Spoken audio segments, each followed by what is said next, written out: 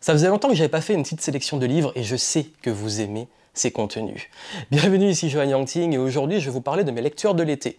Autant les lectures que j'ai finies que celles qui sont dans ma to-read list de cet été 2022 et on peut dire que cet été j'ai vraiment eu le temps de lire puisque j'ai passé quelques jours à l'hôpital et j'en avais que ça à faire, lire des livres. Et ça va expliquer aussi pourquoi ces livres, parce qu'ils ont aussi une symbolique.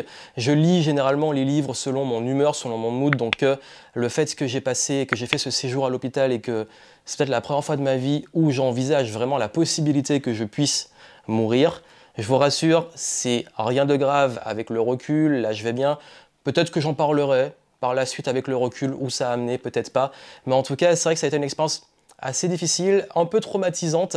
Vous en saurez plus après. Mais en tout cas, voici les livres que j'ai lus sur mon lit d'hôpital. J'ai été alité plusieurs jours, mais également les livres que j'ai de toute façon, quoi qu'il arrive, prévu de lire cet été. Donc j'ai séparé en deux catégories. Il y a une catégorie non-fiction, donc plus les livres voilà, inspirants, etc. Et une catégorie fiction, qui là sont plutôt des romans et compagnie. Et d'ailleurs, j'ai autant lu des livres en papier que en Kindle. Mais il se trouve qu'à l'hôpital, j'étais plus sur le Kindle parce que forcément, j'allais pas trimballer tous ces livres, même si on m'en amenait un petit peu de temps en temps.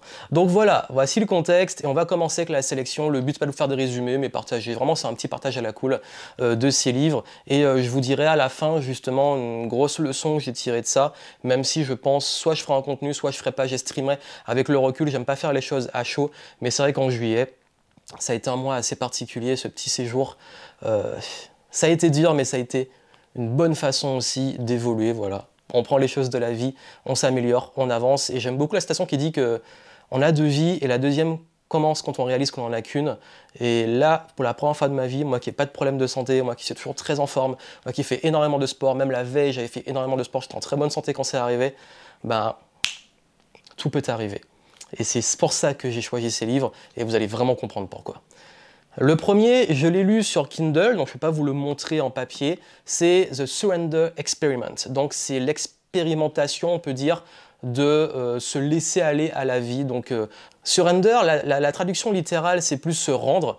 Dans l'état d'esprit, par exemple, si un suspect surrender à la police, ça veut dire qu'il se rend à la police. C'est pas du tout ça, c'est l'esprit plutôt surrender, c'est oui, se rendre à la vie, mais plutôt lâcher prise sur la vie et se laisser porter par la vie. Donc c'est un livre que j'avais lu il y a un petit moment de ça en anglais sur justement mon Kindle. Donc je l'ai relu parce que justement, quand vous êtes sur un lit d'hôpital, que vous n'avez que ça à faire, en plus je ne pouvais pas bouger. Vous aurez les détails peut-être par la suite ou pas, ça dépendra si j'ai envie de le partager. Mais ce qui fait que j'étais vraiment cloué au lit, je ne pouvais pas bouger. Et ce qui fait que pendant ce moment, j'étais obligé de me rendre. Et il y a eu cette phase, justement, où on résiste, on est un peu dans le contrôle, on a envie de sortir, etc. Et puis il y a un moment où on finit par lâcher prise, accepter et se dire, bon, je laisse mon corps faire ce qu'il a à faire et je me rends à la vie. Et l'expérience de l'auteur, c'est justement d'expérimenter le fait de lâcher prise, de se laisser un peu porter par la vie. C'est pas ne plus avoir ses responsabilités, mais c'est vraiment intéressant. Et je l'ai lu un peu sur Kindle et le moment où c'est vraiment le premier livre que j'ai lu là-bas. Et ensuite, je l'ai mis en livre audio parce qu'à des moments, j'avais assez mal, j'avais du mal un petit peu à me concentrer pour lire. Donc j'ai un peu mixé entre la version audio et la version papier. Excellent livre que je vous recommande. Et justement, comme j'étais dans cette dynamique-là, j'ai lu un autre livre qui s'appelle The Thing We See Only When We Slow Down. Donc les choses que nous voyons que quand nous ralentissons. Et là, c'est un ensemble d'idées, de textes dans différentes catégories de la vie, sur le travail, sur le sens de la vie, sur les relations, etc. Et ce livre-là était très intéressant parce que justement, comme j'étais forcé de ralentir à ce moment-là, on peut voir aussi toutes les bonnes choses de quand on ralentit. Et j'ai tellement aimé l'auteur que je peux vous donner aussi une version papier que j'ai acheté. J'ai pas encore lu celui-là pour le coup. C'est Prenez le temps de vivre. Alors je sais pas si c'est la traduction de ce que j'ai lu ou si c'est un autre, que ça y ressemble beaucoup, mais en tout cas. C'est du même auteur et je pense que ça peut être intéressant de voir ce qu'il a apporté. Après, je l'ai lu en anglais sur le Kindle. Là, c'est une version française, donc vous pouvez trouver des choses intéressantes. D'ailleurs, je vous précise que vous trouvez en description la liste des livres que je recommande et que je partage avec vous aujourd'hui. Livre suivant, je l'avais déjà lu avant en anglais, je l'avais sous la main en français parce que quand il y a des livres que j'aime bien, je l'avais lu à l'époque en anglais sur mon Kindle et maintenant je l'ai en version papier, c'est 12 règles pour une vie un antidote au chaos. Et c'est vraiment un livre qui est intéressant, qui partage des concepts de vie, de façon d'existence. Donc j'ai pas encore fini, j'ai recommencé à le lire depuis que je suis sorti. Et c'est vraiment un livre qui, pour moi, dans mes souvenirs, ça m'a pas beaucoup marqué, mais j'ai trouvé qu'il y avait des concepts intéressants. Et moi, ce que j'adore faire, c'est quand il y a des livres qui me marquent, c'est les relire. Donc il arrive parfois que j'ai lu des livres il y a très longtemps et que je reprenne la version papier. Parfois, quand ça a été traduit, je vais le prendre en français pour voir comment ils ont traduit et le lire. Et l'autre livre que j'ai, pour le coup, pas encore lu parce que j'avais prévu de l'acheter avant même d'être hospitalisé, c'est Le Mythe de Sisyphe. Et je crois que c'est assez parlant, hein. Je crois qu'on va plus le présenter. C'est justement ce mythe de pousser la roche à chaque fois jusqu'au sommet, puis après elle redescend, puis après la remonter, elle redescend. Je donne souvent un exemple, dans la boucle entrepreneuriale, on a l'impression de toujours s'épuiser et de ne pas avancer. Et puis, autre livre papier que je relis, et vous voyez qu'il a bien voyagé, il est en sale état, c'est Vivre dans un monde en crise de Jiddu Krishnamurti. Et ce livre-là, il est tellement puissant, et ce que j'aime avec cet auteur, c'est que quand on lit, on sait souvent des transcripts de ses conférences et de ses idées, etc. Et Vivre dans un monde en crise, je crois que je le recommande à chaque fois que je fais des sélections, parce que c'est un livre que je relis beaucoup et c'est un auteur sur lequel je recommande beaucoup. Enfin, c'est pas vraiment un auteur, puisque c'est des transcripts, dans certains cas. Mais en tout cas, c'est vraiment des idées, des pensées qui sont tellement profondes que à chaque fois qu'on va les relire, on va avoir une nouvelle lecture. Donc ça, j'avoue, je l'ai bien usé, et ça montre que le livre, il a vécu et il a voyagé. Le livre qui suit est l'un des livres qui donne les plus grosses claques sur la gestion du temps, la productivité et tout. Pour le coup, je ne l'ai pas en papier, il est sur Kindle. C'est 4000 Weeks, donc 4000 semaines, qui correspond à peu près à la durée de nos vies en moyenne, bien entendu. Là, j'ai pu voir que même à 35 ans, j'aurais peut-être pu y passer ou pas, on ne sait pas. En tout cas, c'est vraiment quelque chose qui est assez intéressant, qui revoit un peu la façon de gérer notre temps, nos semaines. C'est un peu un mélange de philosophie de vie, mais aussi de rapport au temps. Parce que c'est vrai qu'on est dans un système et un modèle de toujours plus de productivité, toujours plus de il faut.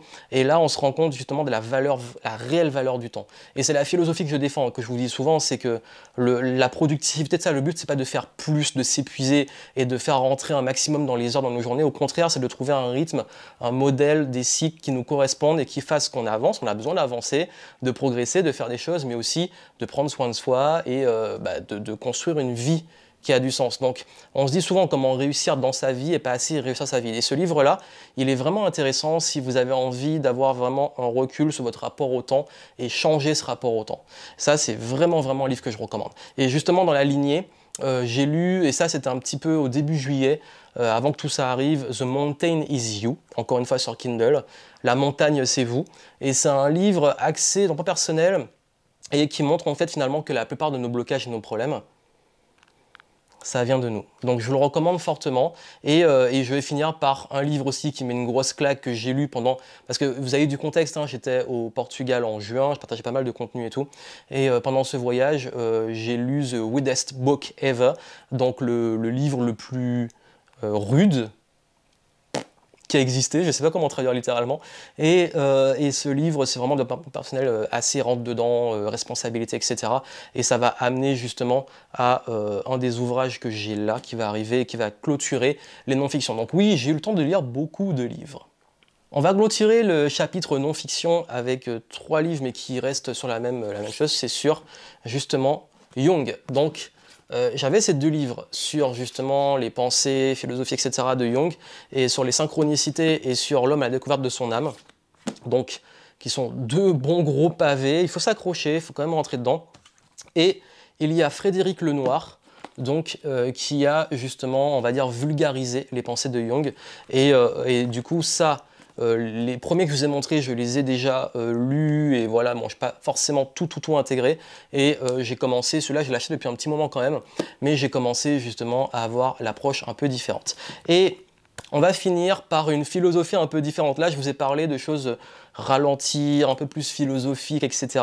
Et puis, bien entendu, et oui, Can't Hurt Me, David Goggins, l'américain, un peu, on va dire, super déter, qui se bat, qui parle de mindset, qui parle de se dépasser, de pousser le corps.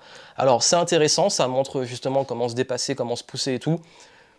peut-être un peu beaucoup trop, peut-être un peu ce qu'il a fait, ça peut peut-être ruiner vraiment au niveau physique en tout cas, laisser des séquelles. Après, bon, voilà, c'est du mindset, c'est le côté armée américaine, le côté Navy Seals, le côté tous ces trucs là qui sont un petit peu à la mode, avec responsabilité absolue aussi, qui sont voilà, des auteurs, des ouvrages, on va dire des speakers, motivational speakers américains qui parlent de voilà, comment se dépasser, un peu côté guerrier vraiment.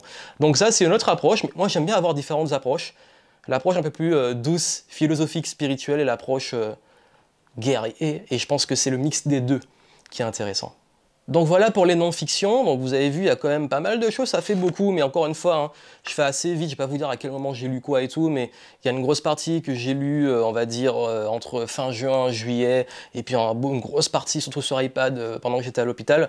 Et d'ailleurs, je me suis fait un kiff quand je suis rentré, j'ai relu mon propre livre. Alors ça, pourquoi je vous en parle? J'ai pas relu mon propre livre changé que j'ai écrit en 2014, écrit et lancé en 2014. Je ne l'ai pas relu pour faire un ego trip, waouh, wow, je lis mes livres, je me kiffe et tout. Je l'ai relu pour voir comment je pensais en 2014. Et c'est super intéressant parce que quand je lis ce livre, je me vois à l'époque, je vois aussi, je me dis comment j'ai pu publier ça. Bref, même s'il reste intéressant, et pour quelqu'un qui n'est pas initié au dev perso, ça peut être intéressant. Mais parce que en fait, ce qui s'est passé, j'ai eu un gros déclic dans ma tête, parce que là, j'ai mis de côté depuis 2020 l'écriture de mon livre, et là, je me suis dit, ouais, s'il m'arrive un truc, j'ai envie d'avoir mes pensées un peu plus actualisées de moi d'aujourd'hui que je partage et des conseils que je partage pour vous. Et voilà pourquoi là, le projet livre est revenu et j'ai commencé à écrire une partie de mon livre sur mon téléphone, dans mon application de notes. Donc je vous tiens au courant, mais c'était intéressant de revenir en arrière et voir un peu d'où je viens, comment je pensais à l'époque et comment ça peut me faire avancer. On va passer aux fictions et là je vais parler d'un auteur que j'adore et sur lequel je suis revenu parce que justement pendant que j'étais hospitalisé, j'étais très en contact avec mes proches dont beaucoup sont en Martinique et on a reparlé des livres que d'autres proches lisaient, des personnes lisaient à l'époque quand je vivais en Martinique, donc jusqu'en 2005 et ça m'a donné envie de redécouvrir les livres de Bernard Werber, notamment le cycle des anges et des dieux, enfin je sais pas, il y a anges et dieux. Et c'est intéressant parce que c'est des livres que j'ai commencé à l'époque, mais j'avais un totalement autre regard qu'à l'époque. Et du coup, je me suis repris donc l'Empire des anges et également le cycle des dieux, donc nous les dieux et le souffle des dieux. Donc on a cela. Sachant que les Thanatonautes, en fait, le cycle c'est les Thanatonautes, l'Empire des anges, nous les dieux, le souffle des dieux, et puis je crois qu'il y a un dernier, je ne sais plus exactement lequel, je crois que le dernier c'est le mystère des dieux.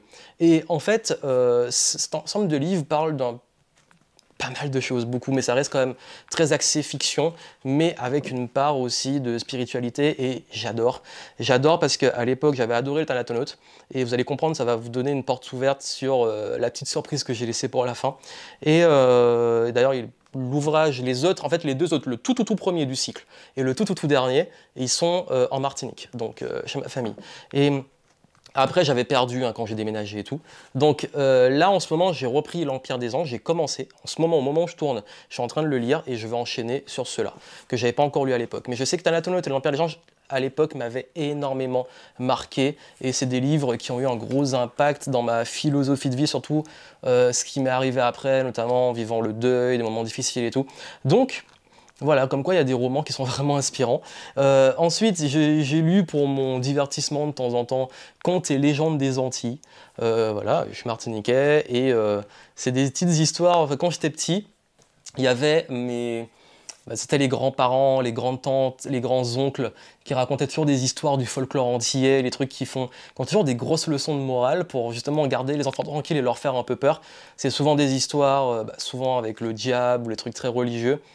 Et je sais que là, ça m'avait beaucoup plu et j'avais envie de relire des trucs. Donc, il y a des histoires, enfin, c'est vraiment aléatoire. Il y a des histoires qui sont vraiment super top, d'autres un peu moins. Voilà, c'est un recueil de contes. Et du coup, moi, parfois, j'ouvre quand j'ai un petit moment, je lis pour me divertir. Et puisqu'on va dans le divertissement, pendant que j'étais au Portugal, alors j'ai pas encore lu, c'est aussi une de mes lectures de l'été peut-être, c'est The Atlas Six. Donc, c'est un livre apparemment qui mélange un peu C'est un truc avec... Enfin, apparemment, ça fait le buzz sur TikTok. Quand j'étais au Portugal, je l'ai vu, j'ai bien aimé la couverture, j'ai lu le synopsis, entre guillemets, le résumé, et je me suis dit, ah ouais, l'histoire, elle a l'air pas mal intéressante et tout. Et je l'ai pris, je sais pas ce que ça vaut, vraiment, je sais pas encore. Donc, comme j'ai vu que beaucoup en parlaient, je dis, bah allez, let's go, je vais le découvrir. Je pense que ça traduit, je crois qu'il sera traduit en français d'ici mois d'octobre-novembre 2022. Et je vais finir par un manga et animé aussi que je peux recommander parce que je sais que certains d'entre vous aiment bien aussi les bandes dessinées et les mangas. J'ai commencé, en fait, j'ai découvert, c'est un ami qui m'a fait découvrir ça, Miryoko-chan. En fait, c'est, je vous explique. Déjà, quand on voit la couverture, bon, j'avoue, ça c'est les Japonais, on se dit mais c'est un truc de pervers ou c'est quoi ce truc ou c'est un truc de drama ou peu importe, non. En fait ça n'a rien à voir, faut pas juger à la couverture. C'est justement une fiction où cette fille voit des entités et là où les autres ne les voient pas. C'est ça que je vous disais que moi j'ai laissé une grande porte ouverte par rapport à certaines choses, c'est que oui, tout ce qui est spiritualité, c'est une chose, mais il y a également, moi je suis assez attiré depuis très jeune par tout ce qui est invisible, un peu paranormal et tout ce qu'il y a derrière, avec une approche très extrêmement ouverte. Je suis pas figé dans une approche, j'aime bien au contraire faire des connexions entre les différentes croyances et tout. Bref, tout ça pour vous dire que moi j'adore tout ce qui est par exemple les fictions un peu horreur ou effrayantes, les choses comme ça, que ce soit des livres. Quand j'étais petit, je lisais du Stephen King, du Chair de poule et compagnie, j'en parle souvent. Et du coup, là, j'ai trouvé le concept génial. En fait, le concept, pour vous dire, j'ai commencé en animé, parce qu'on me l'a recommandé, et après j'ai continué en manga, parce que ça n'a pas encore été adapté en animé, donc en dessin animé. Et l'histoire, c'est une jeune fille qui se met à voir des entités qui vont s'accrocher aux gens, qui vont faire des trucs parfois plus ou moins horribles et fortes, et il y a différentes catégories hein, d'entités, et elle les voit, et les autres ne les voient pas. Mais elle ne peut pas réagir, elle ne peut pas, si elle montre à ces entités qu'elle les voit et qu'elle peut les voir, bah, ces dernières l'attaquent. Et donc du coup, elle est obligée de vivre avec ça, avec des trucs horribles et dégueulasses qu'elle voit, et faire comme si bah, elle ne les voyait pas. Et franchement, ça met en place des situations trop drôles, avec une amie à elle qui a apparemment une énergie, une aura super forte, parce qu'elle bouffe, plus elle a cette énergie et cette aura, et ça attire les entités qui ont envie de se nourrir de cette énergie. Et bref, quand elle aspire, bah, elle tombe malade, et après elle se met à s'empiffrer. Enfin, il y a plein de situations qui sont vraiment géniales, et je vous recommande, si vous avez la flemme de lire des mangas, ben, vous pouvez le voir en animé, donc en dessin animé sur la première partie. Et donc le nom c'est Miryuko-chan, voilà, Slice of Horror. Et vraiment, je vous le recommande si vous aimez un peu les trucs comme ça. Voilà, c'était mes petits kiffs. Ça fait beaucoup, je sais, hein, ça fait beaucoup. Mais comme je vous ai dit, une partie de mon mois de juillet, j'ai eu que ça à faire, c'était lire. Et puis quoi, comme vous le savez, d'habitude, je lis énormément. Et comme ça fait longtemps que vous n'avez pas eu de contenu justement sur les lectures, ben là, vous avez de quoi faire parce que je ne sais pas dans combien de temps je ferai un autre contenu comme ça. Mais si vous voulez suivre les conseils, les recommandations de livres, ben, suivez-moi sur YouTube, abonnez-vous à la chaîne YouTube, c'est très important, activez la cloche si vous voulez de nouvelles vidéos et des conseils. Et puis surtout, n'oubliez pas de me suivre sur Instagram, parfois je partage des ouvrages et tout, et je vous mets en descriptif parce que ça m'est beaucoup demandé, on l'a fait au début de l'été avec mon équipe. Tous ceux qui me demandent quels livres je recommande, les meilleurs livres que j'ai lus, les outils que je recommande et tout, vous avez vraiment une compilation de tous les livres que je recommande, qui ont changé vraiment ma vie et celle de mes clients. Vous avez également les ressources que j'utilise, les outils dans mon activité, etc. Vous avez ça en descriptif, vous cliquez et vous recevez justement toutes ces recommandations. Si ça vous intéresse vraiment, allez voir en descriptif. Je vous souhaite plein de succès, je vous souhaite bonne lecture et puis dites-moi, moi ça m'intéresse, dites-moi en commentaire, vous, quels sont les livres que vous allez lire cet été, ou qui sont dans votre projet de lecture, ou que vous avez déjà lu. Plein de succès, à très bientôt.